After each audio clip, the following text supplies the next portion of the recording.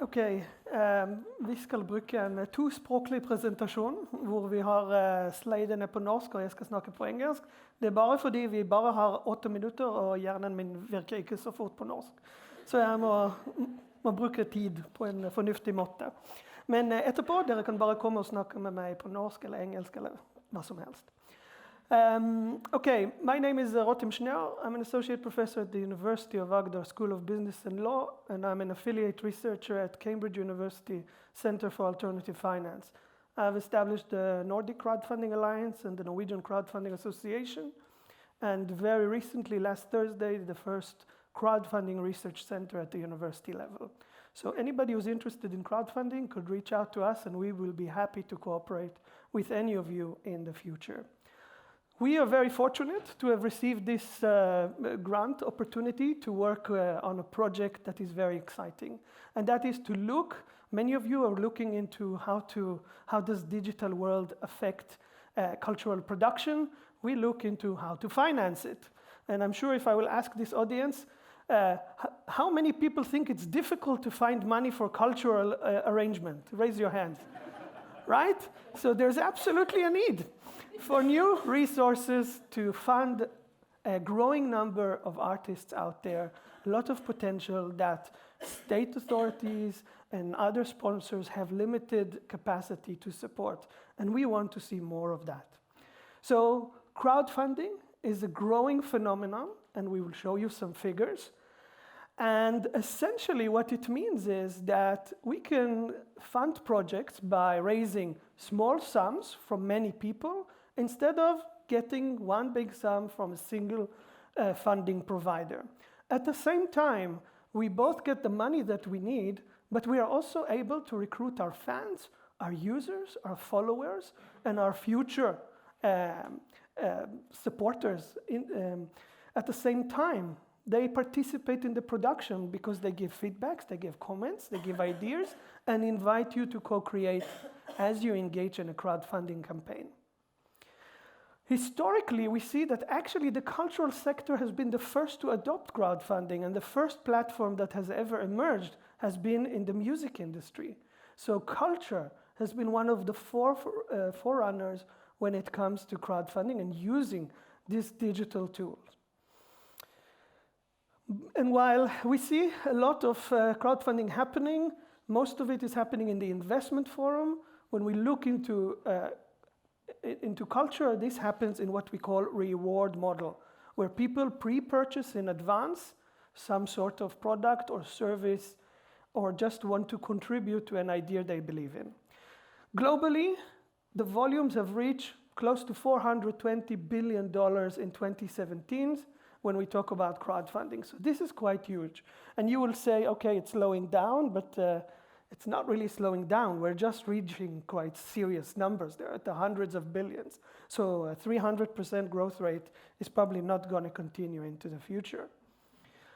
When we look into the Nordic market, around €500 million have been going into crowdfunding in 2017, and the leading countries are Sweden and Finland today.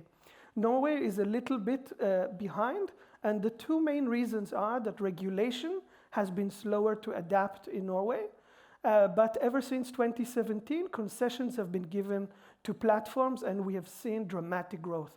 In 2017, Norway has had 240 million Norwegian crowns going through crowdfunding, and the first quarter of 2019 is already almost the same amount.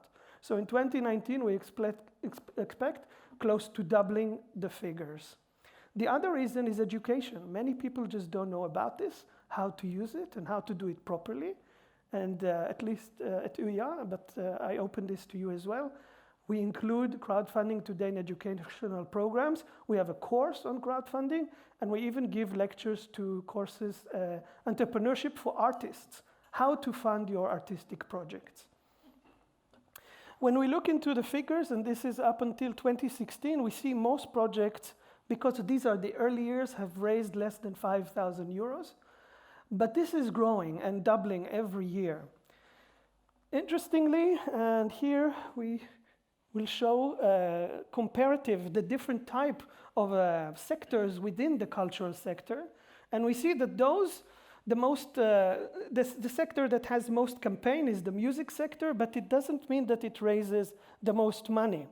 So actually, most money goes today into design and into film and to these type of sectors. But probably a film production is also much more expensive than a musical production of a CD or a show. So a little bit of background, and basically crowdfunding is a new thing. It opens up opportunity for funding and for co-creation, and it has the potential to really stretch the limits of what we are able to do with the community, with the online community.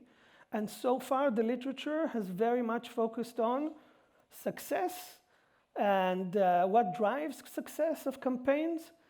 And everybody's talking about the great potential of crowdfunding, but in this project, we want to look into the actual, not the potential, what is really happening.